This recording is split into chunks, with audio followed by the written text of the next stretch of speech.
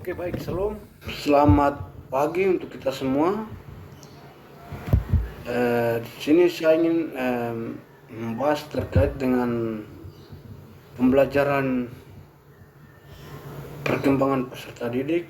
Namun sebelum itu, saya perkenalkan diri. Nama saya Sewinus Kasmabin dengan NIM 292021413. Ya, jadi yang saya akan menjelaskan materi dari pertemuan pertama sampai dengan terakhir. Kali ini ada beberapa materi yang saya akan bahas, yaitu yang pertama, pengertian prinsip-prinsip dan karakteristik perkembangan peserta didik. Terus yang kedua yang saya akan bahas yaitu teori menurut Jerome S. Bruner. Terus yang ketiga adalah perkembangan motorik. Yaitu yang pertama, perkembangan adalah seumur hidup. Dua, perkembangan bersifat multidimensional. Tiga, perkembangan bersifat multidireksional. Empat, perkembangan bersifat lentur atau plastis. Lima, perkembangan selalu melekat dengan sejarah. Enam, perkembangan bersifat multidisipliner. 7. Perkembangan bersifat kontekstual atau pengaruh tingkat usia secara normatif, pengaruh keadaan sejarah normatif, dan pengaruh peristiwa kehidupan yang non-normatif.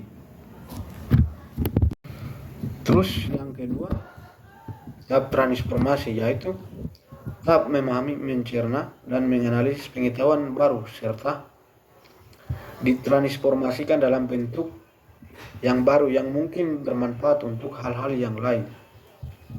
Yaitu informasi harus dianalisis dan ditransformasi ke dalam bentuk yang lebih abstrak atau konseptual agar dapat digunakan dalam hal lebih luas.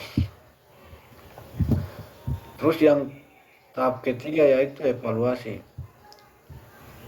Untuk mengetahui apa hasil transformasi pada tahap kedua, benar atau tidak. Evaluasi kemudian dinilai sehingga diketahui mana pengetahuan yang diperoleh dan transformasi dapat dimanfaatkan untuk memahami gejala-gejala lain. Oke, terus lanjutan dari materi Jerome Bruner, yaitu penerapan.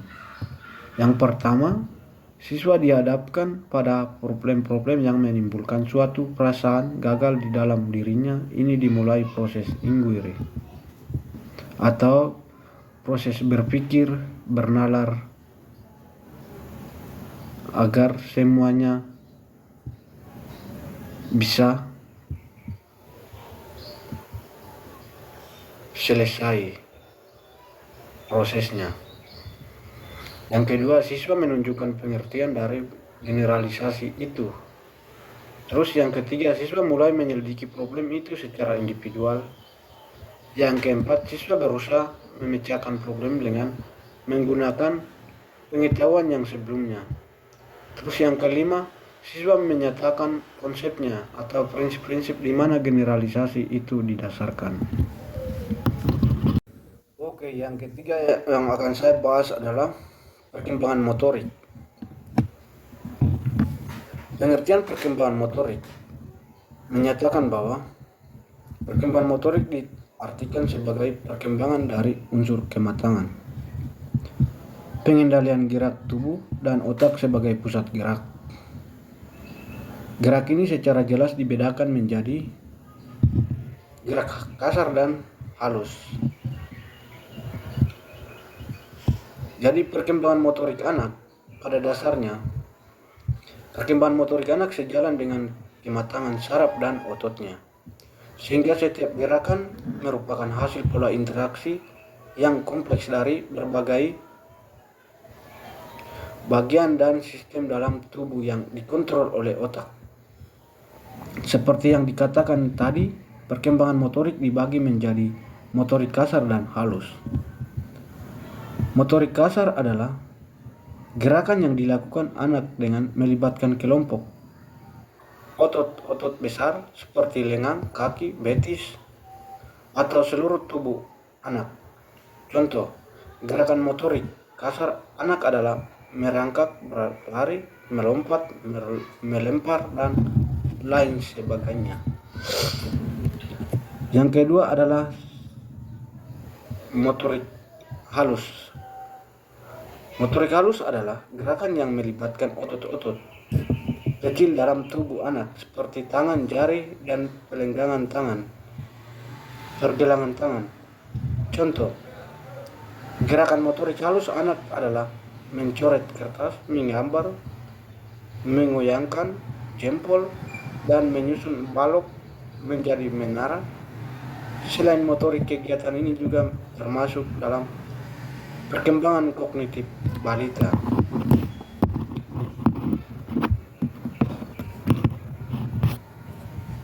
Sekian penjelasan materi dari pertemuan pertama sampai dengan akhir ini. Saya sampaikan terima kasih dan saya berterima kasih kepada Pak dosen atas materi yang diberikan kepada kami. Semoga bermanfaat bagi saya dan juga teman-teman saya untuk kami bisa menerapkan di masa yang akan datang. Terima kasih.